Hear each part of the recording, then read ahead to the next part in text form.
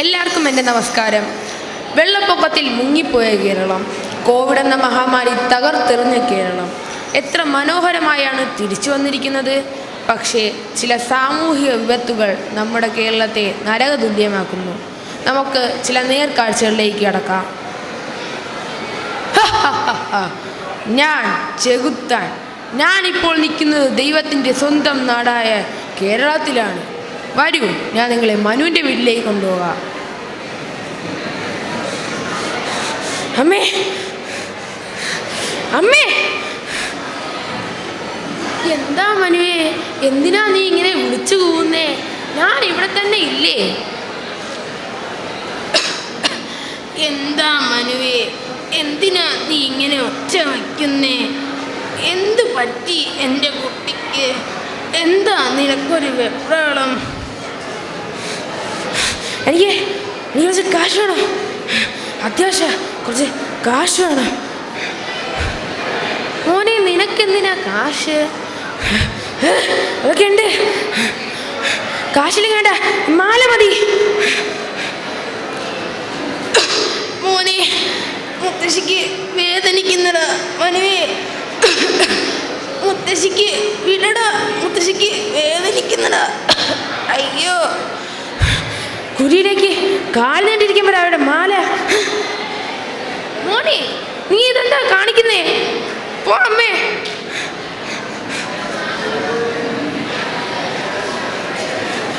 പണയില്ല, പക്ഷെ മാലയുണ്ട്. എനിക്കെൻ്റെ മരുന്നുണ്ട്, മരുന്ന്.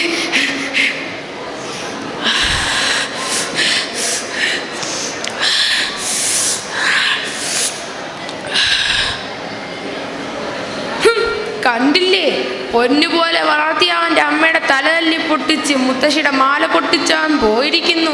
എന്തിനാ? മരുന്ന് മേടിക്കാൻ. മയക്കുമരുന്ന്. അത് നമ്മുടെ വിസ്മയുടെ വീടല്ലേ? മോളെ, എൻ്റെ പൊന്നു മോളെ, മോളെ. ചേട്ടാ, നമ്മുടെ മോള് പറഞ്ഞു വിട്ടില്ല. ഈ വീടിൻ്റെ വാതിൽ അവൾക്കായി തുറന്നു കിടക്കുന്നു. ഞാൻ പറഞ്ഞു വിട്ടില്ല. ഇത് ഞാൻ ചെയ്ത തെറ്റ്. അത് ഈ കല്യാണം ഞാൻ ചെയ്ത തെറ്റ്.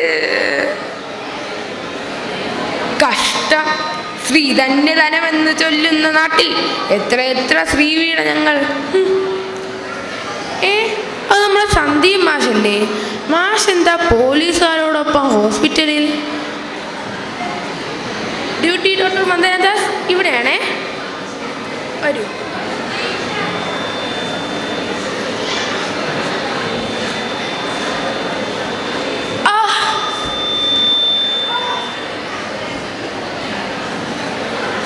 ജീവൻ കാക്കുന്ന മാലാഖമാരുടെ ജീവന് സുരക്ഷയില്ലാത്ത നാട്. അത് നമ്മുടെ ചാന്ദിന്റെ മോളല്ലേ? അവളെന്തിനാ അവിടെ ഇരുന്ന് കരയുന്നേ? അമ്മേ, എന്നൊന്നും ചെയ്യല്ലേ. അയ്യോ അമ്മേ, എന്നൊന്നും ചെയ്യല്ലേ അമ്മേ. മദ്യം, മയക്കുമരുന്ന്, പീഡനങ്ങൾ, ഇതിലും ഭേദം എൻ്റെ നാടായ നരകം തന്നെ. ഞാൻ പോകുന്നു. അതേ കൂട്ടുകാരെ, മദ്യവും മയക്കുമരുന്നും നശിപ്പിക്കുന്നത് നമ്മളെ തന്നെയാണെന്ന് തിരിച്ചറിയുക. ഈ നാട് വീണ്ടും ദൈവത്തിൻ്റെ സ്വർഗരാജ്യമാക്കിയെടുക്കാൻ യുവതലമുറയ്ക്ക് കഴിയട്ടെ എന്ന് പ്രാർത്ഥിച്ചുകൊണ്ട് ഞാൻ നിർത്തുന്നു. നന്ദി, നമസ്കാരം.